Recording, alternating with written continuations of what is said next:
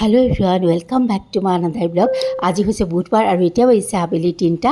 এয়া যোৱাকালি আবেলি ওলাইছোঁ নামঘৰলৈ, মানে আজি যিহেতু শৰাই দিন গতিকে সেয়া প্ৰসাদৰ কাৰণে ওলাইছোঁ। আজিকালি প্ৰসাদৰ ঠাইত পইচা দি আহিলেও হয়, গতিকে আমি পইচাই দি আহিলোঁ। আৰু এয়া ৰাতিপুৱা আজিৰ ব্লগটো আৰম্ভ কৰিছোঁ ৰাতিপুৱাৰ মৰ্ণিং ৱাকেৰে। এয়া ৰাতিপুৱা ওলাই গৈছোঁ অকণমান খোজকাঢ়িবলৈ। সদায় যাবই নোৱাৰোঁ, যোৱাকালিও গৈছিলোঁ আজিও গৈছোঁ আৰু ৰাতিপুৱা পৰিৱেশটো দেখাই দিছোঁ। একেবাৰে নিজান আৰু ধুনীয়া, বৰ ভাল লাগে। আৰু যে কালি নামঘৰলৈ গৈছিলোঁ ৰাস্তাতে পালোঁ, ইয়াক কচু লৈ আহিছোঁ আৰু আজি অলপ সিজাইছোঁ, গোটেইখিনি নাই সিজোৱা দেই, মানে অকণমান কাটোতে হাতত ধৰিছিল সেইকাৰণে সিজাই পানীখিনি পেলাই দিছোঁ। ক'লা কচুটো যে সেয়া, আৰু খোৱা যে ইমান ভাল, মই কচু দেখিলেই আনো। তাৰপাছতে এইখিনি লৈছোঁ কচুখিনি বনাবলৈ, একদম খজুৱাৰ কাৰণে কম কম বস্তু লৈছোঁ। অলপ জালুক লৈছোঁ, আদা লৈছোঁ, পিঁয়াজ লৈছোঁ, নহৰু নায়েই, বিলাহী লৈছোঁ।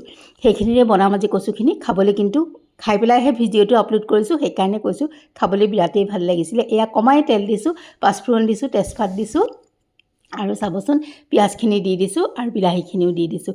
সেইখিনি ভালকৈ ভজা যোৱাত এইফালে দিছোঁ মই জিৰা, ধনিয়া, হালধি আৰু নিমখ পানীতে অকণমান গুলি পেলাই দি দিছোঁ। একেলগে দিলে ইজি হৈ যায় আৰু দেৰিও নাযায় এনেকৈ পানীত ঘুটি দিলে।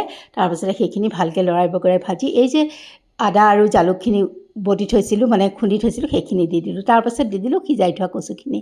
প্ৰথম অকণমান গৰম হৈ থাকোঁতে ধৰিছিলে, তাৰপাছতে লৰাই বগৰাই এয়া হোৱাৰ সময়ত দিলোঁ নেমু চেপি।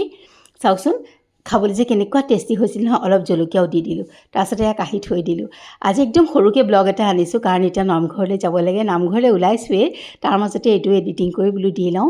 আৰু এয়া কচুখিনি সামৰি থৈছোঁ, খাবলৈ বিৰাটেই টেষ্টি হৈছিলে। অকণমানকৈ দেখাই দিছোঁ। তাৰপাছতে এওঁক অকণমান দিছোঁ, অফিচলৈ যোৱাৰ সময়ত আকৌ খজুৱালে, গৰমে অকণ খজুৱাইতো, কাৰণ মোক আকৌ গালি পাৰিব, সেইকাৰণে অকণমান দি কৈ দিছোঁ। খালে খাবা, নাখালে নাই দেই, মোৰ গাত কিন্তু দুখ নিদিবা, ধৰিবও পাৰে। তাৰপাছতে এওঁ কিন্তু অকণমান চেলেকি পেলাই কৈছে নাই ভয় লাগে। তাৰপাছতে এওঁক পঠিয়ালোঁ। এয়া মই পুনৰ ওলাইছোঁ। ৰিয়াৰ যে কালি শাড়ীখন কিনিছিলোঁ ব্লাউজটো দৰ্জি তাত দিবলৈ, তাইলৈ আকৌ ৰেডি কৰি পঠিয়াবই লাগিব নহয়, আৰু তেন্তে আজিলৈ আহোঁ।